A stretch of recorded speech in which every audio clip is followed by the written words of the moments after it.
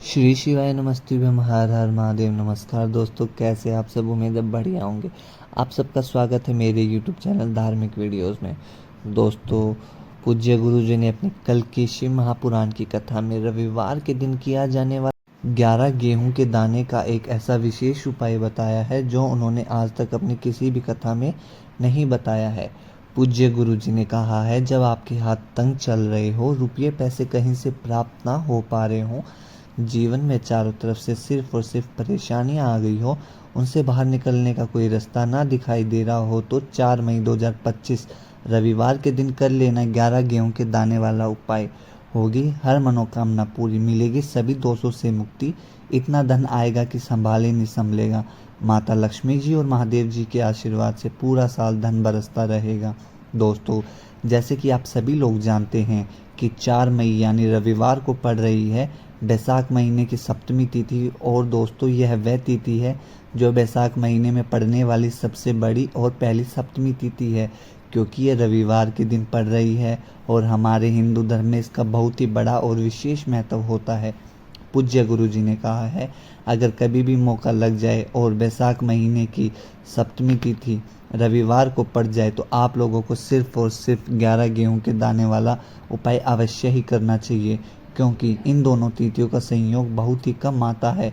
इसी के साथ में दोस्तों, गुरु जी ने कहा है, जब बैसाख महीने की सप्तमी तिथि पड़े तो आप लोगों को सिर्फ और सिर्फ 11 गेहूं के दाने वाला उपाय करना चाहिए, क्योंकि ये इतना खास है। अगर आपने सही मुहूर्त पर सही क्रिया के अनुसार इस 11 गेहूं के दाने वाले उपाय को कर लिया, जो कि ये प्राचीन काल के समय का महा उपाय है, तो मान के चलिए महादेव जी के आशीर्वाद से आपके जीवन का कितना ही बड़ा दुख हो, उससे आपको मुक्ति मिल जाएगी। आपकी कोई भी मनोकामना हो, मान लीजिए आप नौकरी की तैयारी कर रहे थे तो आपकी नौकरी लग जाएगी, आपका बंद पड़ा व्यापार चल पड़ेगा, आप जिस बीमारी से बहुत दिनों से परेशान थे, आपको उससे मुक्ति मिल जाएगी, आपके जीवन में धन आना शुरू हो जाएगा, नए नए रास्ते खुल जाएंगे। मान के चलिए दोस्तों, फिर आपको किसी भी प्रकार की परेशानी का सामना नहीं करना पड़ेगा।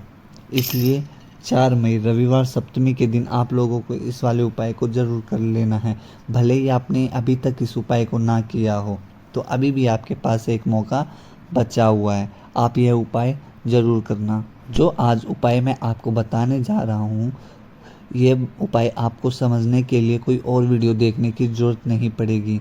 इस उपाय को आपको कैसे करना है, कब करना है, कहाँ पर करना है, उपाय को करते समय आपको किन किन बातों का ध्यान रखना है, यह सारी जानकारी मैं आपको इस वीडियो में दूंगा। उम्मीद है दोस्तों, अभी तक आप वीडियो में बने हुए हैं। अगर आप मेरी आवाज़ पहली बार सुन रहे हैं या मेरे चैनल पर पहली बार आए हैं धार्मिक वीडियोज़ में, तो मेरे चैनल को सब्सक्राइब कर ले और वीडियो को लाइक करके शेयर कर दे, ताकि बाकी लोगों को भी इसके बारे में पता लगे। और दोस्तों, आप लोग कमेंट बॉक्स में श्री शिवाय नमस्तुभ्यम हर हर महादेव ज़रूर टाइप कर दे, इससे हमें बहुत अच्छा लगेगा और ये भी पता लगेगा आप वीडियो में अभी तक बने हुए हैं और आपका मन लगा हुआ है वीडियो में।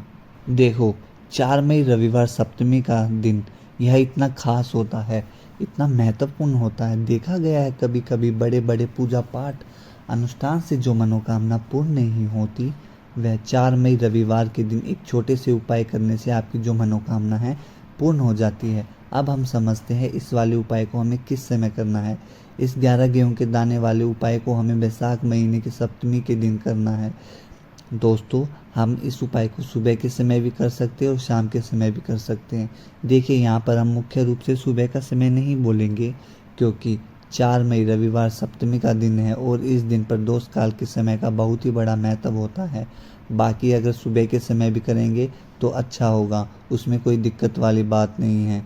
दोस्तों, आपसे एक बात और कि आप पूछते हो कि भाई इस उपाय को कौन कर सकता है। देखो, जो घर की बड़ी माताएं बहनें होती हैं, उनमें से भी कोई बड़ी माता बहन इस उपाय को पूरे घर परिवार की शांति के लिए कर सकती है, या कोई सदस्य अपने खुद के लिए इस उपाय को करना चाहता है तो खुद के लिए भी इस उपाय को कर सकता है। और ऐसा नहीं है सिर्फ माताएं बहनें, पुरुष भाई भी इस उपाय को कर सकते हैं। मतलब घर में से कोई भी सदस्य इस उपाय को कर सकता है, उसमें कोई दिक्कत वाली बात नहीं है। दोस्तों, अब आपको करना क्या है, इस उपाय के लिए आपको 11 गेहूं के दाने लेने हैं।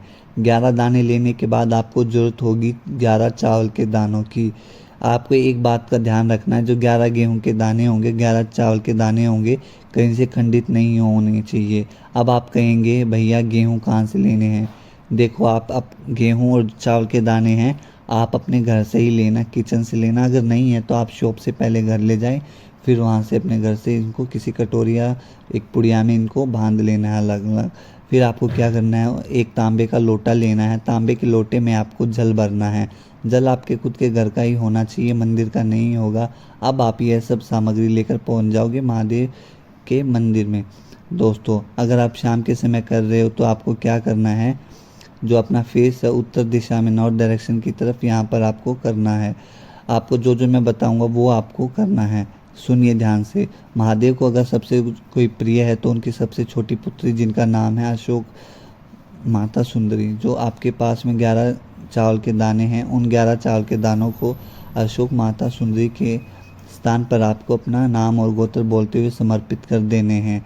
और चावल को दाने के रखने के बाद आपके पास में जो तांबे का लोटा है, उस तांबे के लोटे को आपको क्या करना है, जहाँ पर आपको शिवलिंग दिख रहा है गोल गोल, वहाँ पर जो माता पार्वती जी का हस्तकमल आपको दिख रहा होगा, वहाँ पर आपको जलाधारी के उधर आपको जल अर्पित कर देना है। अब आपके पास में बचे हैं 11 गेहूं के दाने।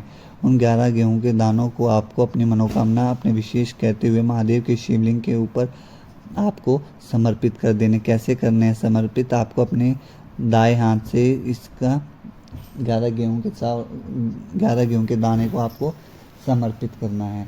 देखो पहले एक गेहूं का दाना उठाना है और शिवलिंग के ऊपर आपको रख देना है, और आपको एक मंत्र का जाप करना, जो अभी आपको मैं वीडियो में बताने वाला हूँ। श्री शिवाय नमस्तुभ्यम या फिर ओम नमः शिवाय, इन दोनों में से आप किसी भी मंत्र का जाप कर सकते हैं। ऐसे ही आपको दूसरा गेहूं का दाना उठाना है और शिवलिंग के ऊपर आपको रख देना है।